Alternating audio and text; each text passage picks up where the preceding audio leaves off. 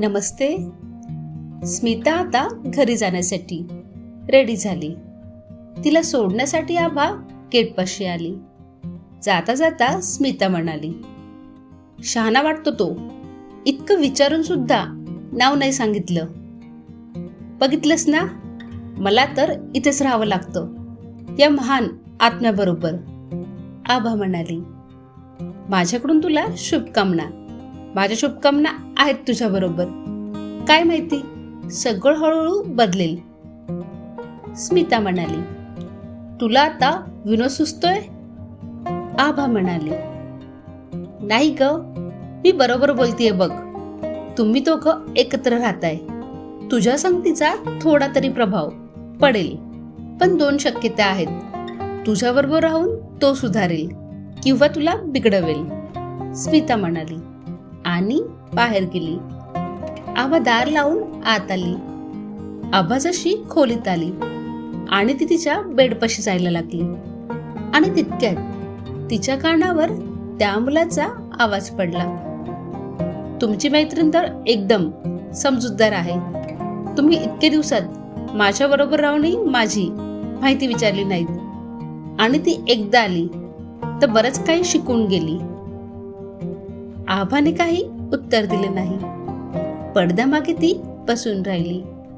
तिची नजर टीव्हीवर पडली तर काही वेळात त्याने चॅनल बदललं आणि फायटिंग चॅनल लावले. तेव्हा आभाने कानात हेडफोन लावले आणि ती गाणी ऐकण्यात व्यस्त झाली. संध्याकाळी ती खाऊन पिऊन निवांत बसली. तेव्हा तिला आठवलं की तो बाहेर गेला आहे.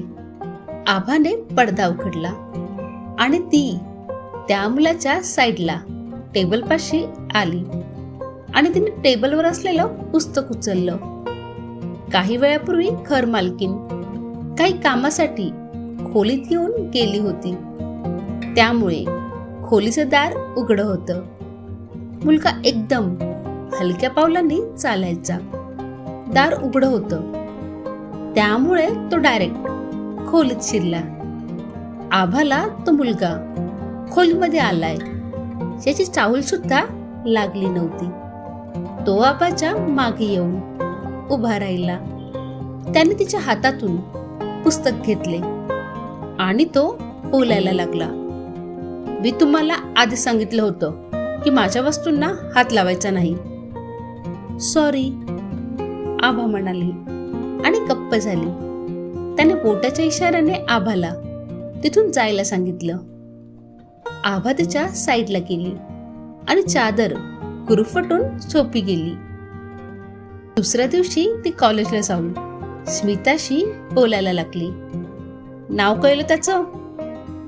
अर्जुन नाव आहे त्याचं.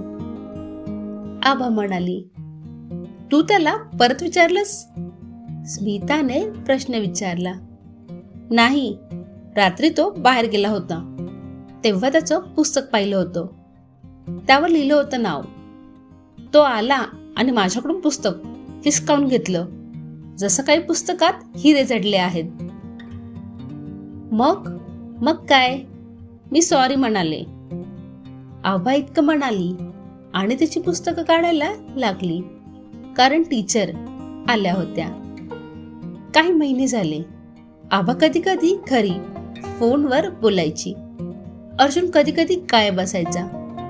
कदाचित त्याच्या घरच्यांना भेटायला जायचा, पण अजूनही दोघं एकमेकांशी बोलत नव्हते. तो टीव्ही पाहायचा तेव्हा कधी कधी आभा सुद्धा तिच्या साईडने पाहायची. एक रात्री अर्जुन टीव्हीवर कॉमेडी शो बघत होता. आभा बराच वेळ हसू दाबून बसली होती, पण एकदमच तिला खूप हसू यायला लागलं. लगेच अर्जुनने तिच्या साईडकडे नजर फिरवली. पडद्यामुळे आभाला तो पाहू शकला नाही, पण तो बोलायला लागला, उगाच डोकं फिरवू नकोस. आता मी काय केलं? आभाने हसू थांबवलं आणि ती बेडवर उठून म्हणाली, इतक्या जोरात हसू नकोस, रात्र होत आहे. अर्जुन दात दाबत हळू आवाजात म्हणाला, का? आता हसण्यावर सुद्धा बंदी आहे का? आबा हळू आवाजात म्हणाली, जितकं सांगितलं तितकं खूप आहे, उगाच विषय वाढू नका. दुसऱ्या साईड मधून अर्जुन म्हणाला, आभाला रात्री भांडण करायचं नव्हतं. तिने डोळे बंद केले आणि ती झोपायचा प्रयत्न करायला लागली. पण तिला अजूनही मध्ये मध्ये हसू येत होतं. ती हसू थांबवण्याचा प्रयत्न करत होती. अर्जुन तिथे मनात बोलत होता, बावळट मुलगी, प्रत्येक गोष्टीचे डिटेल्स पाहिजेत. रात्री आबाला खूप मेहनतीने झोप आली. ती सकाळी उठली आणि कॉलेजला जायला लागली. तेव्हा अर्जुनची नजर तिच्यावर स्थिरावली. तिचे हसणे अजूनही त्याच्या कानात गुंजत होते. आबा गेली आणि अर्जुनने पडदा सरकावून तिच्या साईडला पाहिलं. तिच्या सगळ्या वस्तू बॉक्समध्ये कुलपात बंद होत्या. एक पुस्तक सुद्धा बाहेर नव्हते. मला चोर समजते का? एकही वस्तू बाहेर नाहीये, साधं पुस्तक सुद्धा. अर्जुन बडबडला. अर्जुनला सुद्धा आभाच्या कामाबद्दल जाणून घ्यायचं होतं, पण ते शक्य झालं नव्हतं. काही दिवसांनी जेव्हा आभा बाहेरून घरी आली तेव्हा जिन्याचा दरवाजा लॉक होता. ती हैराण झाली. याआधी असं कधीच झालं नव्हतं. नेहमीच अर्जुन तिच्या आधी घरी आलेला असायचा. आबा खुश झाली. तिने कॉलेजमध्ये फंक्शनमध्ये भाग घेतला होता आणि ती एकटी होती. त्यामुळे आता ती आरामात गाण्याची प्रॅक्टिस करणार होती. तिने गाण्यासाठी चालू केलं आणि अर्जुन आला. त्याने दार हळूच बंद केलं आणि तो आबाचं गाणं ऐकायला लागला. छान गायची ती. तिचा आवाज सुरेल होता आणि तिच्या गाण्यात लय होती.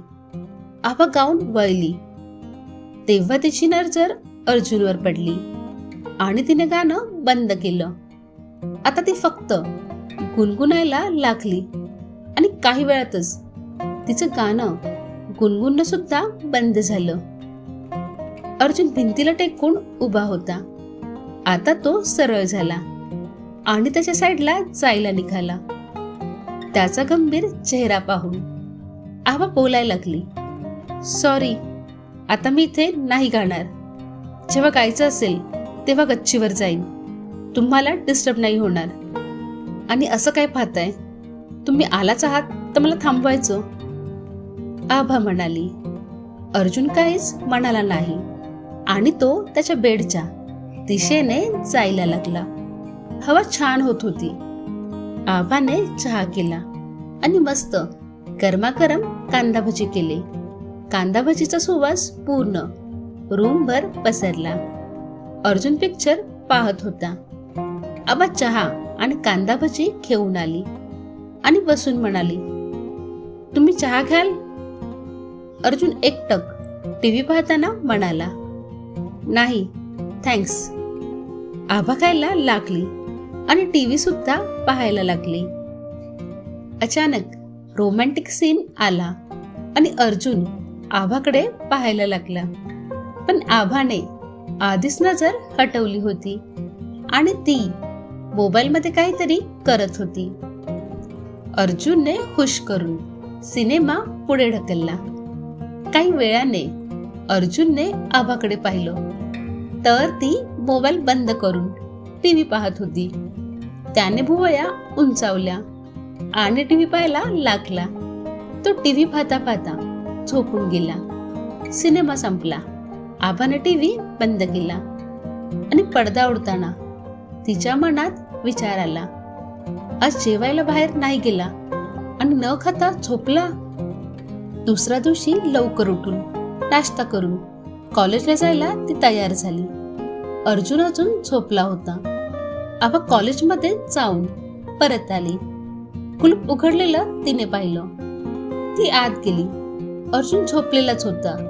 आभाने कपडे बदलले आणि अभ्यास केला. संध्याकाळी फ्रेश होऊन तिने स्वयंपाक केला. जेवून ती परत अभ्यासाला बसली. रात्र झाली होती. 9 वाजायला आले होते. पण अर्जुन बेचैन होऊन कूस बदलत होता.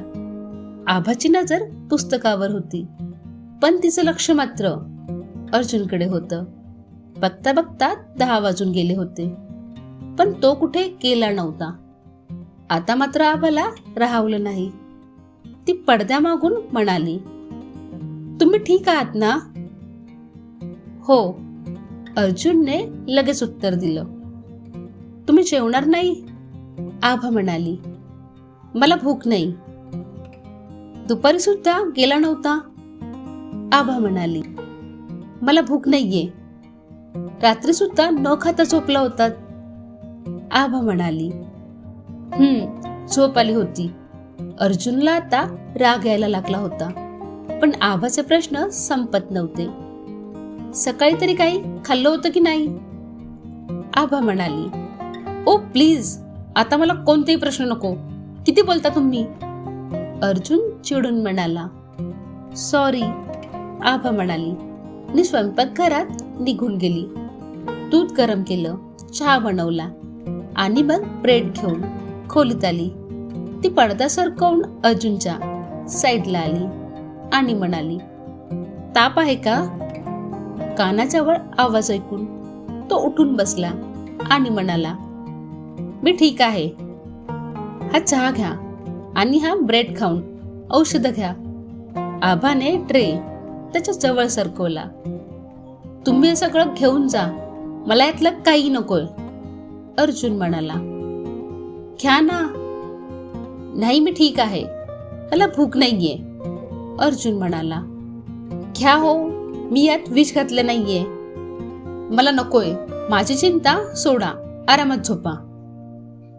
काही नको तर ठीक, पण किमान चहा तरी घ्या.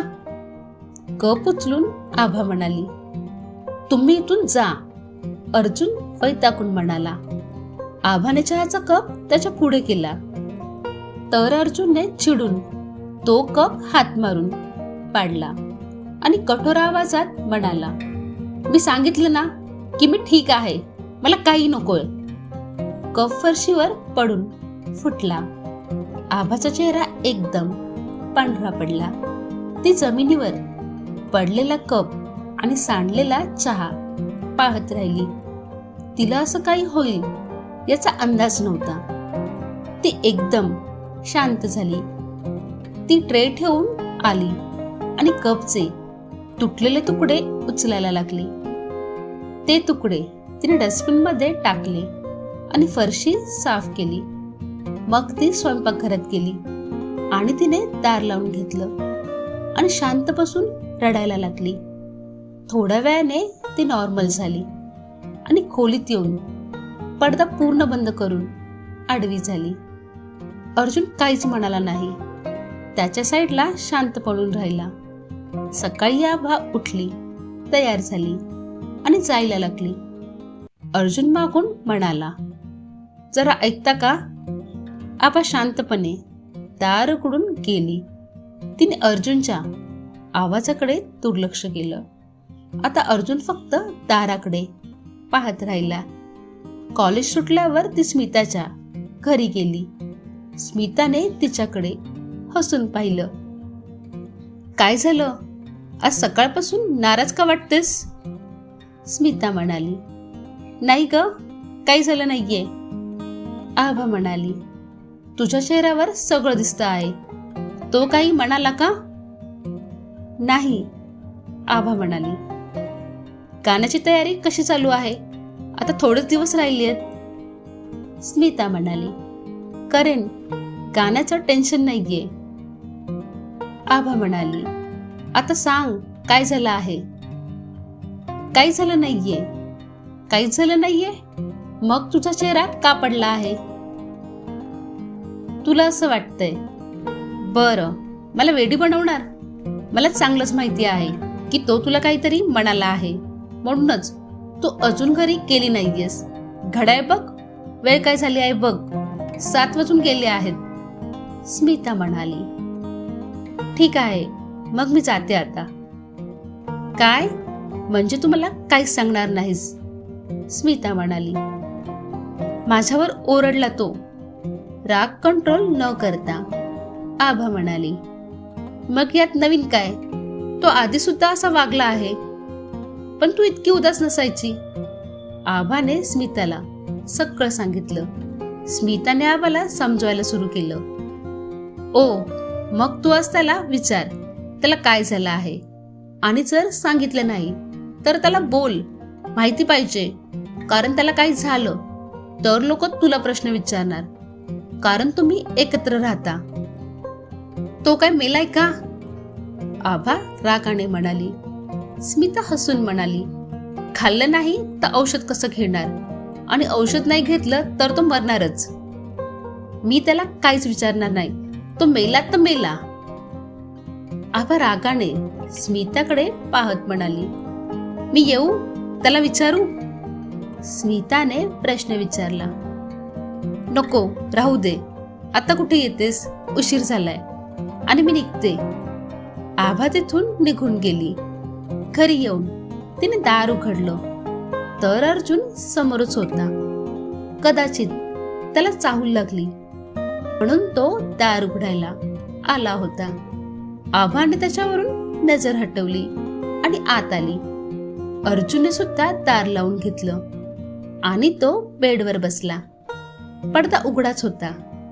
आभाला वाटलो तो तिच्याकडे पाहतोय आणि तिने पडदा लावून घेतला. अर्जुनने पडदा उघडायचा प्रयत्न केला, पण आभा तिथेच होती आणि तिने परत पडदा लावून घेतला. आभाचं वागणं पाहून अर्जुनला हसू आलं आणि त्याने पडदा सोडला आणि बेडवर चावून बसला. तर मित्रांनो, उर्वरित कथा ही पुढील भागामध्ये येईल. तर हा भाग तुम्हाला कसा वाटला हे कमेंटमधून जरूर सांगा. आणि अजून तुम्ही चॅनलला सबस्क्राईब केलं नसेल तर प्लीज सबस्क्राईब करा. कथा पाहण्यासाठी खूप खूप धन्यवाद.